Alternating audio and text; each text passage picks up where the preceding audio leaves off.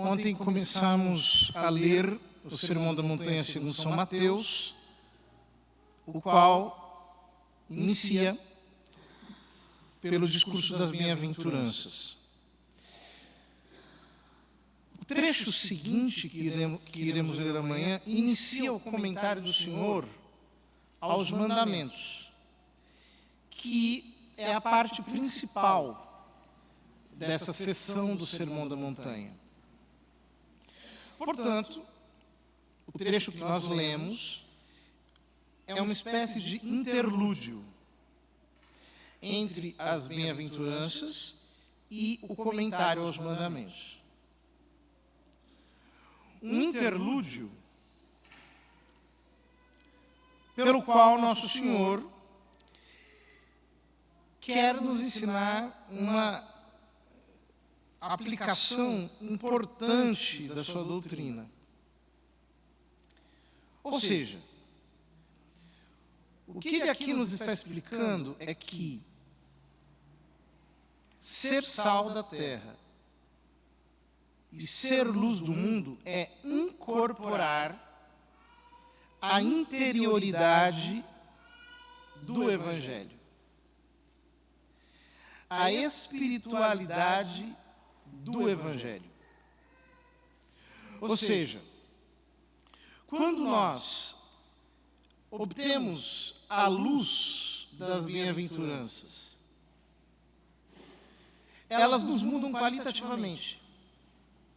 Nós ganhamos uma virtude que nos torna qualitativamente diferentes de tudo aquilo que nós éramos antes de absorvermos as bem-aventuranças como um modo de viver.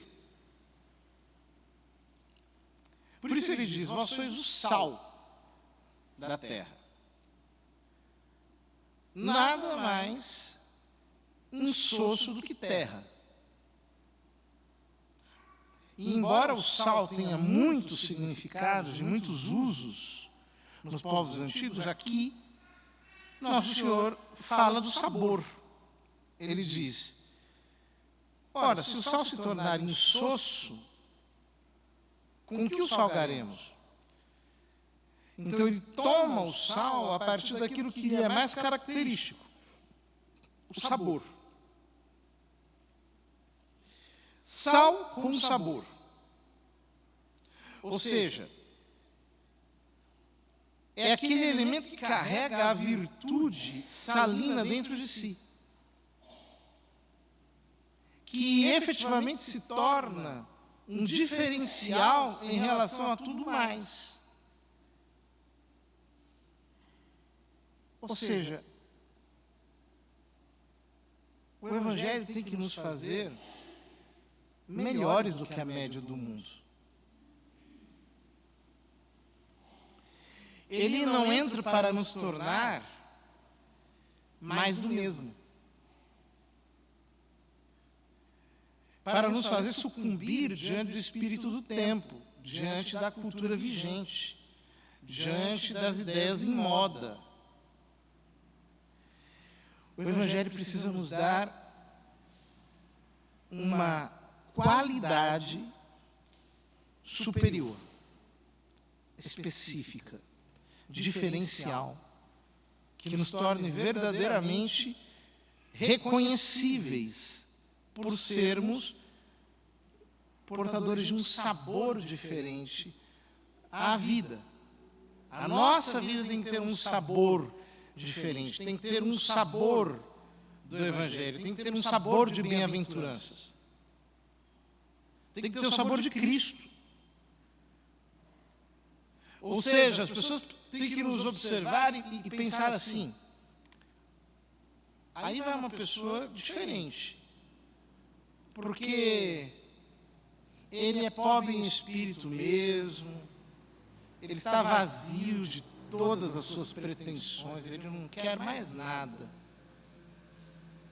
Ele tem um desgosto por tudo aquilo que é terreno, humano, material.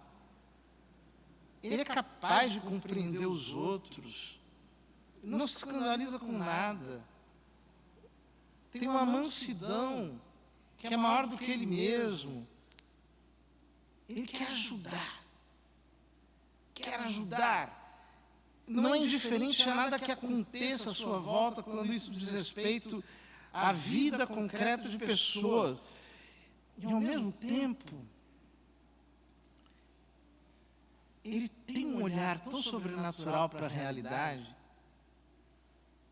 que é capaz de julgar todas as coisas com altura, com generosidade, com largueza. Ele enxerga Deus por detrás de tudo. E por isso ele é pacífico, o coração dele não tem contenda, ele descansa na contemplação. Esse homem, que carrega o sabor das bem-aventuranças, é o sal de que fala Jesus aqui.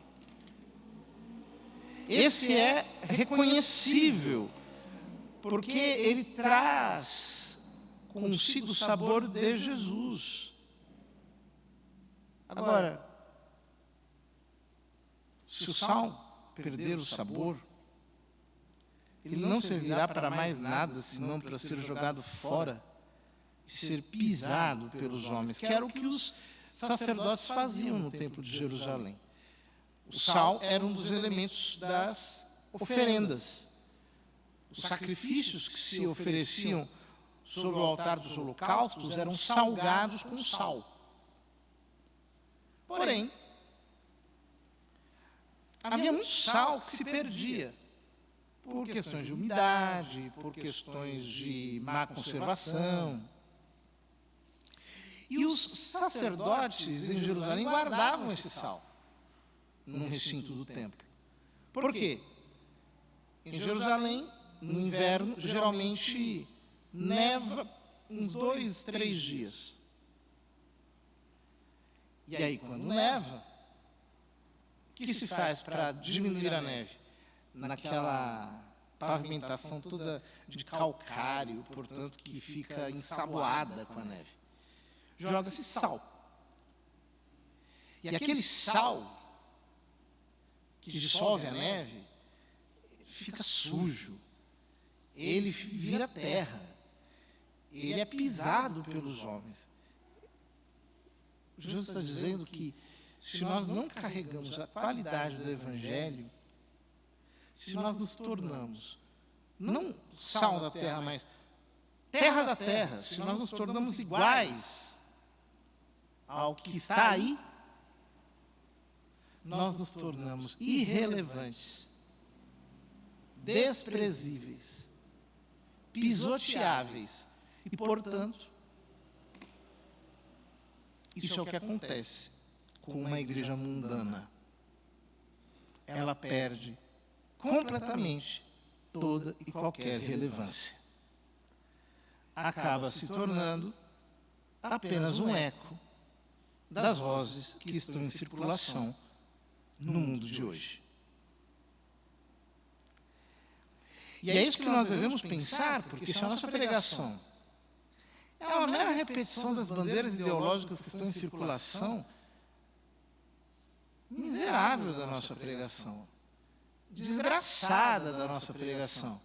Se nós sucumbimos ao desejo de querermos nos engajar, nos enturmar com o que está aí, para talvez não perdermos o bonde da história, porque temos esse complexo progressista na alma, o resultado será o quê? A irrelevância. O ridículo, óbvio, porque quando nós começamos a falar das coisas terrenas, nós nos tornamos ridículos. Evidente. Se eu, como sacerdote aqui, começo a falar sobre saneamento básico, sobre culinária, sobre sei lá o quê, eu me torno ridículo. Ou seja, o que vai acontecer comigo é que eu serei pisoteado, desprezado, me relegarei à irrelevância. É isso que Jesus está dizendo aqui. Quando nós, com medo de sermos perseguidos por causa da justiça de Deus, nos ajustamos à justiça do mundo, o resultado é sermos pisados pelos homens. Queridos, não tem acordo com o mundo. Quanto mais nós curvarmos a nossa cabeça e quisermos ser aceitos pelo mundo, mais o mundo nos perseguirá e nos destruirá e nos humilhará e nos tornará subservientes. É sempre assim. Essa é a armadilha de Satanás. Continua ele. Vós sois a luz do mundo. Não pode ficar escondido uma cidade construída sobre um monte. Ele dá duas aplicações, desse princípio. Vós sois a luz do mundo. Uma cidade que está sobre um monte, portanto que ela brilha quando é de noite, não pode ser escondida. Assim como ninguém acende uma lamparina para colocar debaixo da mesa.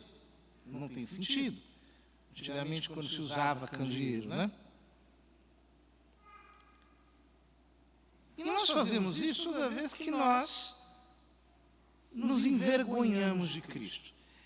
Ou seja, Nosso Senhor diz, todo aquele que me negar diante dos homens, também eu o negarei diante do meu Pai que está nos céus. O que é isso? É aquele que quer ser criptocatólico. Disfarçado. Eu não posso ser muito católico, não, porque senão as pessoas aí vão, poxa vida, vão achar que eu sou fanático, vão achar que eu sou fundamentalista, porque eu defendo a vida. Não, olha, não fale mal do aborto. Não fale mal. Que isso é ruim, isso incomoda. Tem um discurso um pouco mais criptografado. Seja mais positivo. Fale do valor da vida, assim, em abstrato. Cada um entende o que quer. Fale assim de uma maneira genérica. Tenha um discurso, uma pregação, assim, suficientemente ambígua para agradar todo mundo. Assim a luz não vai ofuscar demais o olho de quem quer ficar cego. Esconde um pouquinho o candeeiro. Oculta um pouquinho essa cidade. Veja, cidade. Santo Agostinho fala da cidade de Deus, Fala, portanto, do fato de que o Evangelho, para ser pregado, ele pressupõe uma obra de civilização. Esconde a cidade. Tenta falar do Evangelho como se fosse um grande açúcar de confeiteiro, que você vai lançando assim sobre tudo. Tem esterco? Joga o açúcar em cima. Tem veneno? Joga açúcar em cima. Tem ácido? Joga açúcar em cima. Tudo fica santificado pela pregação ambígua, ambivalente, bífida como a língua da serpente. Não. Nós não podemos esconder a cidade que está sobre o monte. Nós, cristãos, queremos cristianizar a sociedade inteira, sim. Nós queremos que os valores de Cristo e do Evangelho sejam conhecidos, amados e reverenciados por todos. Nós queremos que Cristo reine sobre toda a sociedade, sim.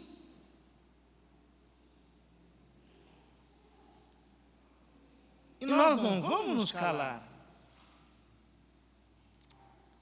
para não incomodar os outros. Vamos incomodar. Eu não quero ouvir. Fazer o quê? Não quer a luz? Fecha o olho. Mas nós vamos continuar brilhando, anunciando a verdade de Cristo. Jesus diz que essa luz que brilha diante dos homens são as nossas boas obras, que os homens devem ver para glorificar o Pai que está nos céus. É como numa lâmpada. A luz não é a lâmpada, mas ela se apoia sobre a lâmpada, ela é suportada pela lâmpada para que ela possa iluminar. A luz de Deus, a luz da graça, tem que escorrer sobre a nossa existência, tem que fluir de nós, através de uma conduta coerente. Essa conduta é a que ele vai começar a explicitar no subsequente comentário às leis dos 10 mandamentos.